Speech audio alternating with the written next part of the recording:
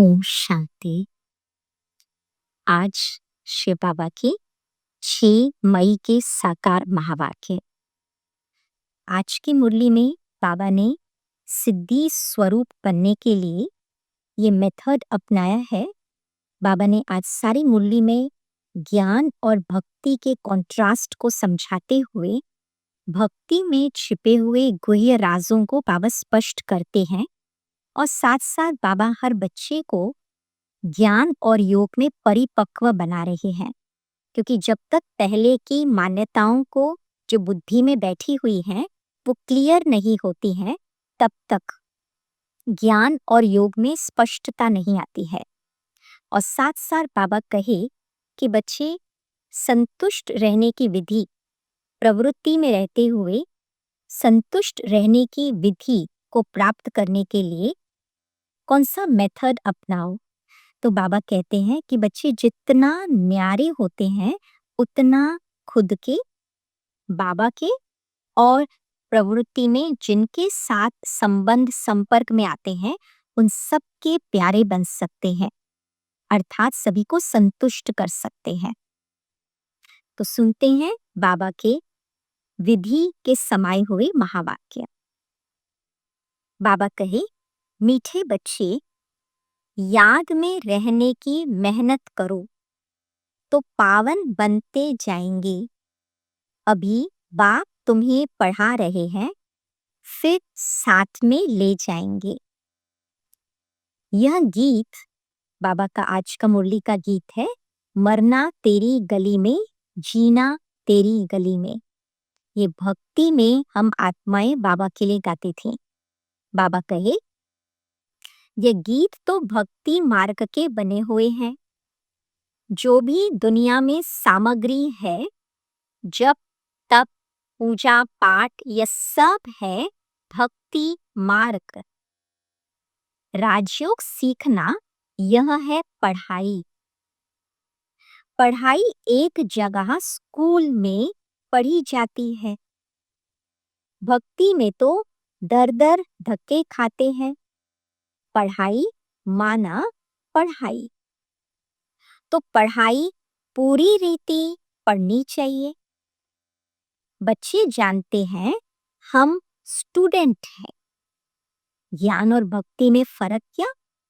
भक्ति में जगह जगह जाते हैं, लेकिन ज्ञान में एक जगह स्कूल के माहौल में स्टूडेंट समझ करके आत्मा पढ़ती है। बच्चे जानते हैं हम स्टूडेंट हैं, तो बहुत हैं जो अपने को स्टूडेंट नहीं समझते, क्योंकि पढ़ते ही नहीं।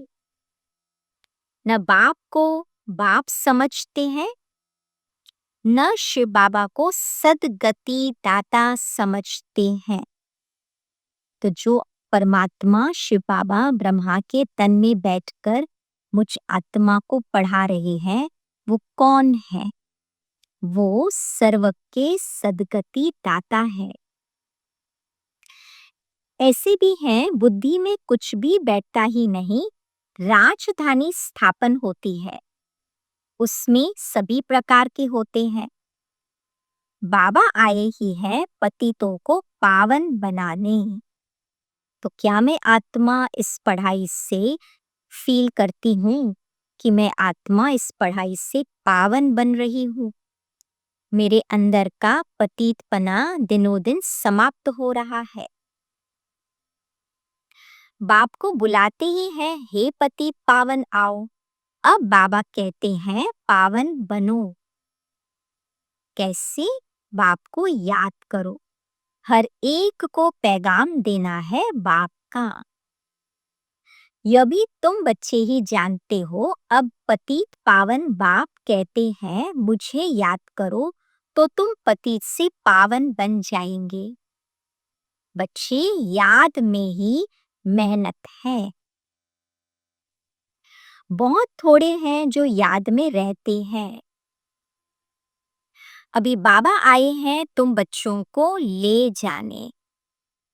डेस्टिनेशन है पावन बनकर बाबा के साथ जाना। क्या ये बुद्धि में मुझ आत्मा के अंदर है? पढ़ाई पढ़ते समय समझाते हैं तुम्हारी आत्मा पतित है, इसलिए बुलाते हो ना, आकर पावन बनाओ। अब बाबा कहते हैं मुझे याद करो, पवित्र बनो। बाबा पढ़ाते हैं, फिर साथ में ले जाएंगे बच्चों को। अंदर बहुत खुशी रहनी चाहिए। ऑलमाइटी एक ही बाप है, वर्ल्ड ऑलमाइटी अथॉरिटी है ना। अब क्यों बाबा वर्ल्ड ऑलमाइटी अथॉरिटी है?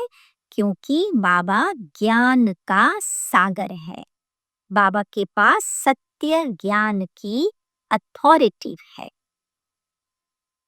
समझते हैं भक्ति का फल भगवान को देना है।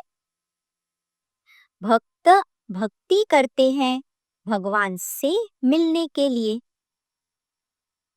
अभी तुम बाबा से मिले हो, जानते हो क्या?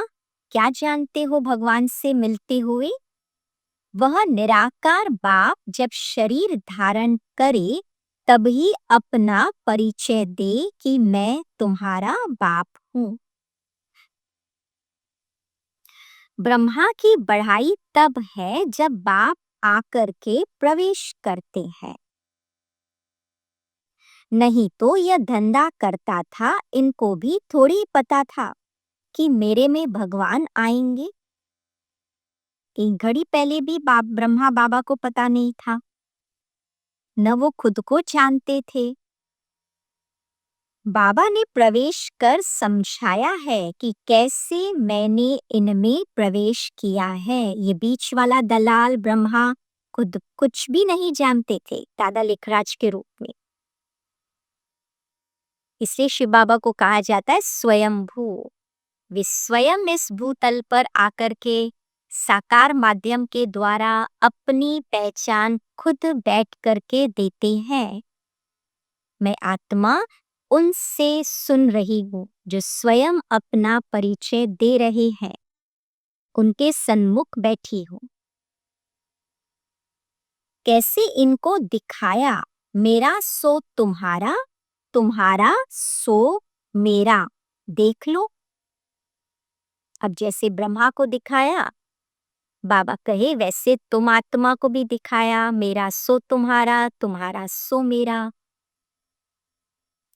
तुम मेरे मददगार बनते हो अपने तन मन धन से, तो उनकी एवज में उसके रिटर्न में तुमको यह मिलेगा।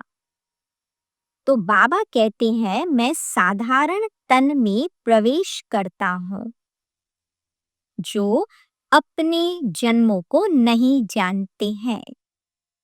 वैसे तुम्हें भी बाबा ने अपना परिचय दिया है। बाबा कहते तुम आत्मा की कहानी, ब्रह्मा कुमार कुमारियों की कहानी सेम जैसी ब्रह्मा की कहानी।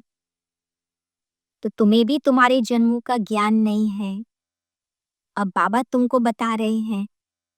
परंतु मैं कब आता हूँ, कैसे आता हूँ, यह किसी को पता नहीं है। अब तुम देखते हो साधारण तन में बाप आए हैं, इन द्वारा हमको ज्ञान और योग सिखला रहे हैं। तो अब बाबा कहते हैं मैं तुम बच्चों को पति से पावन होने की युक्ति बताता हूँ, मेथड बताता हूँ। कौन सा? बाप को याद करो तो जन्म जन्मांतर के पाप नाश हो जाए। याद के मेथड में इतनी सिद्धि समाई हुई है। क्या मैं आत्मा ऐसे याद की विधि को समझ रही हूँ? इतना इस याद के महत्व को समझ रही हूँ। पाप नाश हो जाएं। इस जन्म के पाप भी बताने हैं। याद तो रहते हैं ना, क्या पाप किए हैं, क्या क्या दान पुण्य किया है, इसको अपने छोटेपन का पता है ना ब्रह्मा को, सो तुमको पता है ना। श्री कृष्ण का ही नाम है सांवरा और गोरा, श्याम सुंदर। उनका अर्थ कभी कोई की बुद्धि में नहीं आएगा। श्याम सुंदर कहते हैं कृष्ण को, लेकिन श्याम और सुंदर दो ऑपोजिट पर्सनालिटीज का एक ही नाम में समावेश कैसे है? श्याम माना पतित, सुंदर माना पावन। अब किसी को या तो पतित कहेंगे या तो पावन कहेंगे, पर कृष्ण को पतित पावन कहते, श्याम सुंदर का कॉम्बिनेशन कहते हैं। तो बाबा कहे नाम श्याम सुंदर है तो चित्र में फिर काला बना दिया है। रघुनाथ के मंदिर में देखेंगे वहां भी काला। हनुमान का मंदिर देखो तो सबको काला बना देते हैं। यह है ही पतित दुनिया। अब बाबा उसका आंसर दे रहे हैं, क्यों काला बना दिया है? किसी को काला देखना, काला बोलना, काला बनाना का कारण क्या है? मेरी पतित स्थिति। जैसी स्थिति, जैसी स्मृति, वैसी दृष्टि और वैसा ही दृश्य बना देते। अब तुम बच्चों को फिक्र है कि हम सांवरे से सुंदर बनेंगे। अब बाबा ने क्यों श्याम सुंदर की बात समझाई? क्योंकि फिक्र है। अब फिक्र लाना है कि मुझ आत्मा को श्याम से सुंदर बनना है। फिर बाबा कहे देखो शिव काशी कहते हैं, फिर कहते हैं शिव ने गंगा लाई, भागीरथ से गंगा निकली। शिव बाबा ज्ञान का सागर, बाबा ने ज्ञान की गंगा लाई और वो गंगा किसके मुख से निकली, किसकी बुद्धि में पहले बैठी? भगीरथ, ब्रह्मा के बुद्धि में पहले बैठी दिव्य बुद्धि से। और उस वो जो ज्ञान गंगा है वो बहकर हमारी बुद्धि में अभी बैठ रही है। भगवान कहते हैं माम एकम याद करो, मेरे से प्रीत लगाओ और कोई को याद न करो। यह ज्ञान की गंगा जिससे आत्मा पावन बनती है। गंगा बाबा कहे प्रीत लगाओ। एक होता है प्यार करना, एक होता है प्यारा लगना, एक होता है प्यार करना। पर प्यार करते करते जब प्यार में समा जाते हैं, उस एक के साथ जब प्यार जुट जाता है, समा जाते हैं, उसको कहते हैं प्यार बन गया प्रीत। और जब वो प्रीत लगाते लगाते एक की याद के सिवाय और कुछ भी याद नहीं आता, वो लेवल पकड़ती है, स्थिति बनती है अव्यभिचारी पने की। यह है अव्यभिचारी याद। तुम बच्चों को कभी भी किसी बात में मूंझना नहीं है। पढ़ाई को कभी नहीं छोड़ना। पुरुषार्थ कर बाबा के गले का हार बनना है। बाबा जीते जी मैं आपका बना हूं। बाप की याद से ही बेड़ा पार होना है। फिर आज का वरदान है, न्यारे और प्यारे बनने का राज जानकर राजी रहने वाले राज युक्त भव। जो बच्चे प्रवृत्ति में रहते न्यारे और प्यारे बनने का राज जानते हैं, वह सदा स्वयं भी स्वयं से राजी रहते हैं, माना संतुष्ट रहती है वो आत्मा, प्रवृत्ति को भी राजी रखते हैं। साथ साथ सच्ची दिल होने के कारण साहेब भी राजी स्वतः रहता है। बाबा को राजी करने की मेहनत नहीं करनी पड़ती है, केवल न्यारे और प्यारेपन का राज समझना होता है। राज क्या क्यों है? एक होता है हम प्यारा बनने की कोशिश करते हैं, एक होता है हम संतुष्ट करने की मेहनत करते हैं, संतुष्ट रहने की मेहनत करते हैं। पर एक होता है हम न्यारेपन पे काम करते हैं, देह और देह के दुनिया से न्यारा, अंतर्मुखी। तो जब वो आत्मा अंतर्मुखी है, अपने आप के साथ कनेक्टेड है, अपने सतो गुणों के साथ कनेक्टेड है, तो वो सतो गुणों की लाइट चाहे अपने साथ चाहे संबंधों में वो लाइट प्रकाशित होती है, सबको सुख देती है और ये फिर न्यारापन सभी का प्यारा बना देता है। तो ऐसे राजी रहने वाले राजयुक्त बच्चों को अपने प्रति व अन्य किसी के प्रति फिर किसी को काजी बनाने की जरूरत नहीं रहती है।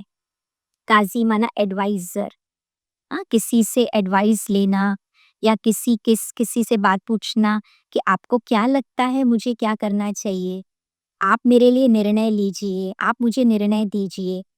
तो बाबा कहे फिर क्योंकि अपने आप में आत्मा को पता चल रहा है कि जो भी मैं आत्मा न्यारेपन के प्लेटफॉर्म से कार्य कर रही हूँ उसमें समर्थी और सिद्धि समाई हुई है संतुष्ट करने की, क्योंकि वह अपना फैसला अपने आप कर लेते हैं, इसलिए उन्हें किसी को काजी वकील व जज बनाने की जरूरत ही नहीं है। स्लोगन, सेवा से जो दुआएं मिलती हैं वह दुआएं ही तंदुरुस्ती का आधार हैं।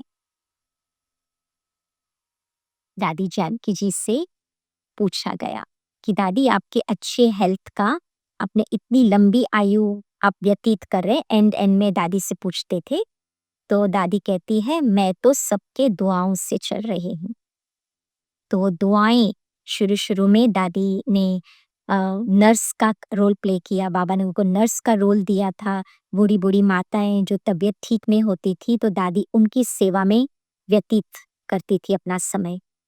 फिर उसके बाद में दादी ने देश विदेश में जिसके साथ भी मिलती थी तो दादी गुणगान करती थी, सबके साथ भावनाओं से रिलेशंस को बहुत अच्छा रूहानी रखती थी, तो सभी को सुख प्राप्त होता रहा।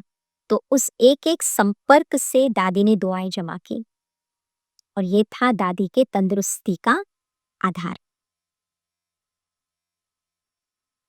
अब अव्यक्त इशारे, जैसे स्थूल शरीर में विशेष श्वास चलना आवश्यक है, श्वास नहीं तो जीवन नहीं, ऐसे ब्राह्मण जीवन का श्वास है पवित्रता। जैसे शरीर के लिए ऑक्सीजन जरूरी है, आत्मा ब्राह्मण जीवन के लिए प्यूरिटी ही ऑक्सीजन है।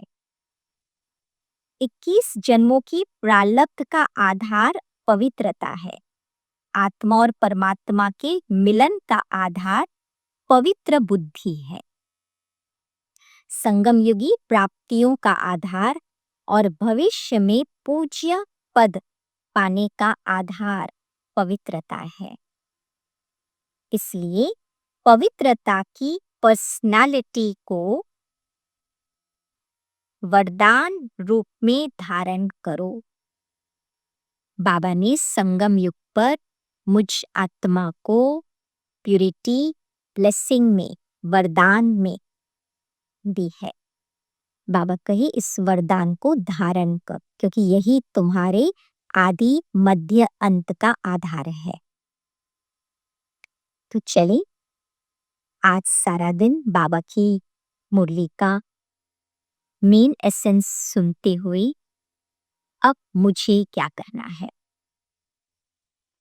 बाबा ने तो वरदानी महावाक्य मेरी दिव्य बुद्धि में बिठाए, मुझे क्या करना है।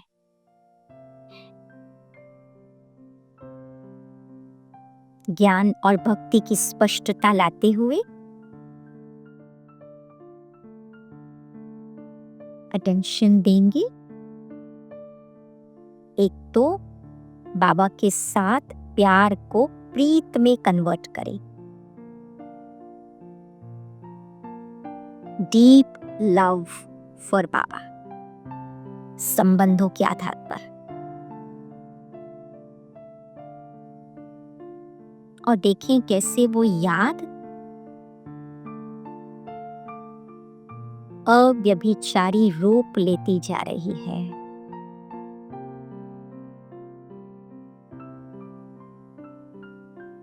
एक बाबा, दूसरा न कोई।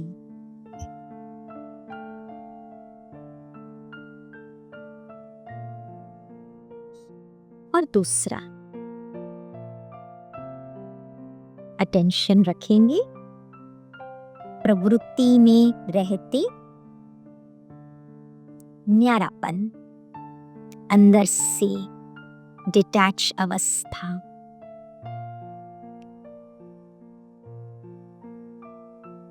और उस डिटैच अवस्था से कर्म में आना, व्यवहार में आना।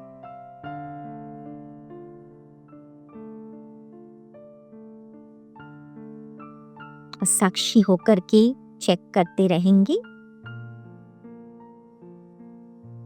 कि उससे कितना हर संबंध में, संपर्क में संतुष्टता का अनुभव स्वयं को, औरों को हो रहा है।